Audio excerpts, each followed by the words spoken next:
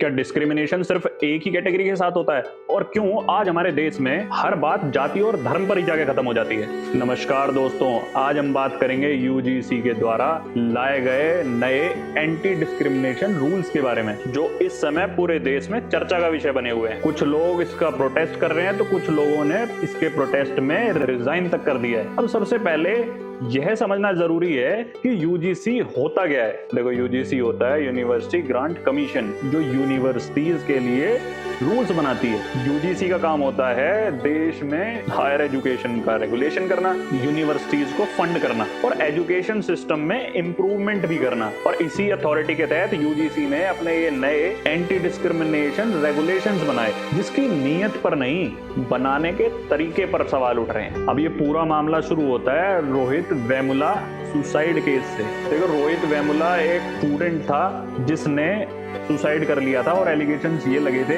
कि उसने जाति के आधार पर भेदभाव के चलते ही सुसाइड किया था। इसके बाद सुप्रीम कोर्ट ने यूजीसी को सजेस्ट किया था कि यूनिवर्सिटी लेवल पर डिस्क्रिमिनेशन रोकने के लिए कुछ कंक्रीट रूल्स बनाए जाएं, और यहीं से यूजीसी के ये नए रेगुलेशंस आए। यूजीसी के नए रेगुलेशंस के मुताबिक डिस्क्रिमिनेशन की एक नई डेफिनेशन दी गई। हर कॉलेज और यूनिवर्सिटी में एंटी डिस्क्रिमिनेशन कमेटी बनाना मैंडेटरी कर दिया गया और एससी और एसटी, ओबीसी और माइनॉरिटी के स्टूडेंट्स के लिए ग्रीवांस रिड्रेसल का एक पूरा सिस्टम बना दिया। अब आते हैं इसकी रियल एक्चुअल प्रॉब्लम्स पर। देखो, सबसे पहला और सबसे बड़ा सवाल ये है, यूजीसी के रूल्स में एससी, एसटी, ओबीसी और माइनॉरिटी को तो कवर कर लिया गया, लेकिन स्वर्ण यानी जनरल कैटेगरी का तो कहीं जिक्र ही नहीं है। सवाल ये है कि क्या जनरल कैटेगरी के साथ कभी डिस्क्रिमिनेशन नहीं हो सकता? अब कानून सेलेक्टिव कैसे हो सकता है? ये तो सबके लिए बराबर होना चाहिए।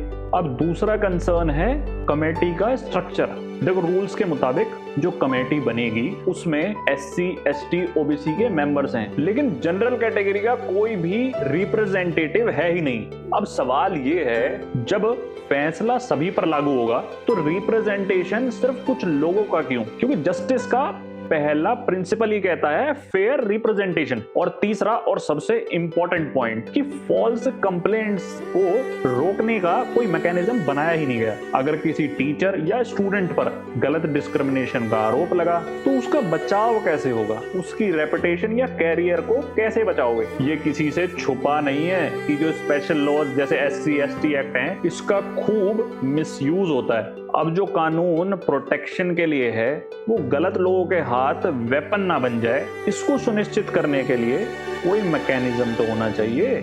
और बड़ा सवाल ये भी है कि अगर UGC SC, ST, OBC, minority के फ्यूचर के बारे में इतना सीरियस है तो सेंट्रल यूनिवर्सिटीज में एससी, एसटी, ओबीसी की इतनी सारी वैकेंसीज वैकेंट क्यों पड़ी हुई हैं? आज देश की यूनिवर्सिटीज बजट के अभाव में काम कर रही हैं। आज देश का एजुकेशन सिस्टम इतना विफल हो चुका है, देश के हजारों बच्चे विदेश जाने के लिए मजबूर हैं। यूजीसी ऐसे रूल्स क्यों नहीं बनाता जिससे वर्ल्ड क्लास एजुकेशन हमारे देश में ही मिले? अब यहाँ कुछ लोग कहेंगे कि ये तो सुप्रीम कोर्ट के डायरेक्शन थे। बिल्कुल, लेकिन सुप्रीम कोर्ट ने तो एयर पोल्यूशन पर, गवर्नमेंट वैकेंसीज को फिल करने पर और स्ट्रे डॉग्स पर भी रिसेंटली डायरेक्शन दिए हैं। आज पॉल्यूशन के हाल में कितनी गवर्नमेंट वैकेंसीज वैकेंट पड़ी हुई हैं, जबकि देश में बेरोजगारी अपने चरम पर है। और कितने स्ट्रे डॉग्स अब तक पकड़े गए हैं। डायरेक्शंस का ये मतलब बिल्कुल नहीं हो सकता कि उन्हें आधा अधूरा या सेलेक्टिव लागू किया जाए। आज देश को जाति और धर्म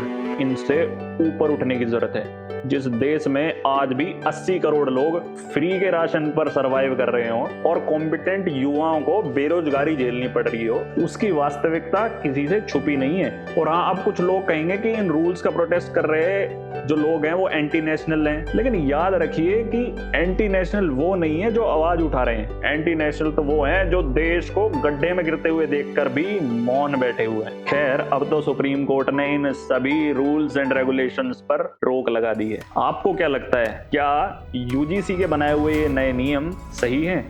आपके विचार कमेंट बॉक्स में जरूर बताएं।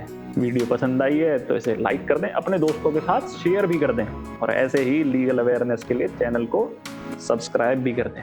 जय हिंद।